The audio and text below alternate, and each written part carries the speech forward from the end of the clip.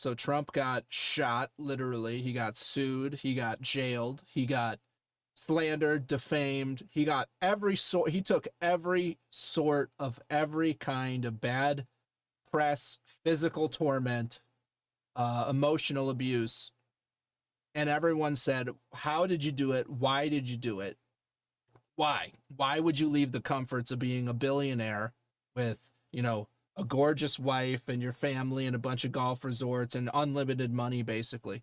And why would you do it? Why would you do it? So for one, the glory of saving the country, having your name stamped on that. And two, he can look the best of us in the eye and say, I need you to walk away from what you have and help me fix this thing.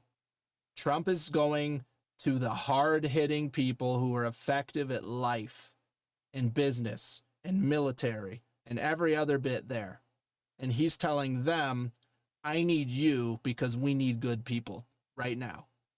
And I know you have all this. I know it's a lot to ask. I know it's a lot to give up, but I need you, and the country needs you.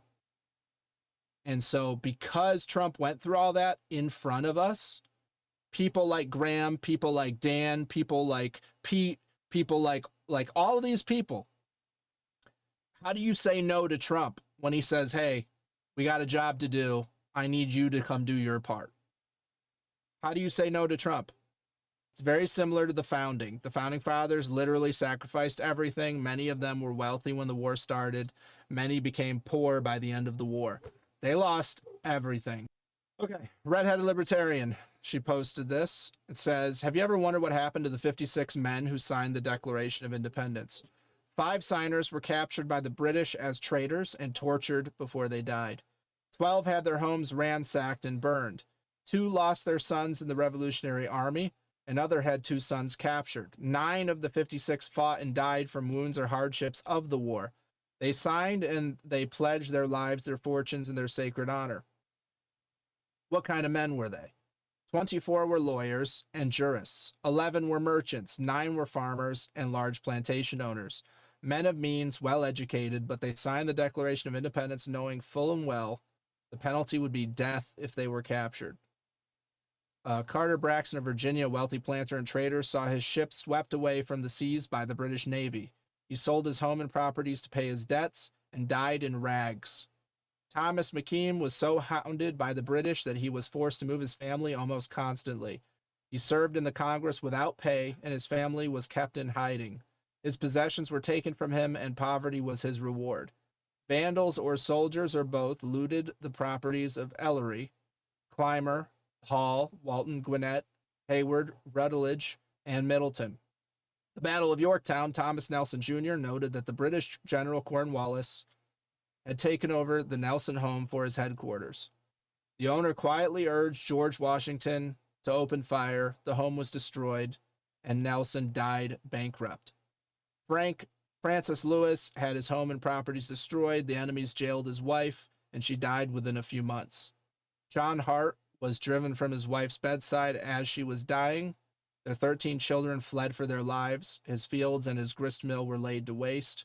For more than a year, he lived in a forest and caves, returning home to find his wife dead and his children vanished. A few weeks later, he died from exhaustion and a broken heart.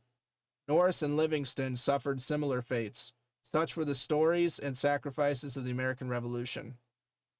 These were not wild-eyed, rabble-roused ruffians. They were soft-spoken men of means and education.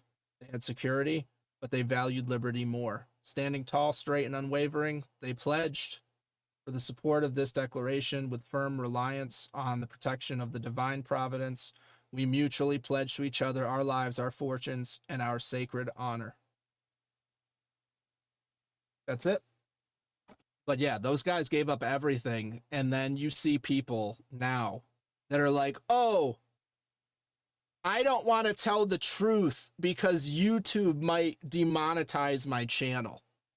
I don't want to question this corrupt institution or these pedophiles or these people who've stolen everything from us because the people at work might look at me sideways.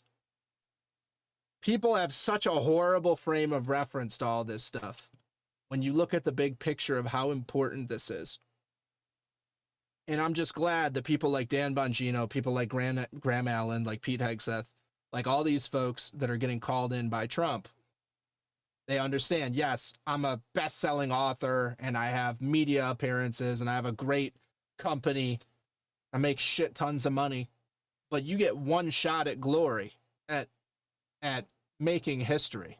And this presidency, this administration is about making history. And I'm praying for all these guys. And I won't move to their slots either. Because I don't want my whole audience to disappear when they come back. Hey, if you made it to the end, I hope you enjoyed the content. If so, please leave a like, subscribe, and if you want to catch us live, head on over to Rumble. All links below. Follow on X and join us for chat anytime in the Freethinkers Rebellion Discord server. I'll see you next time.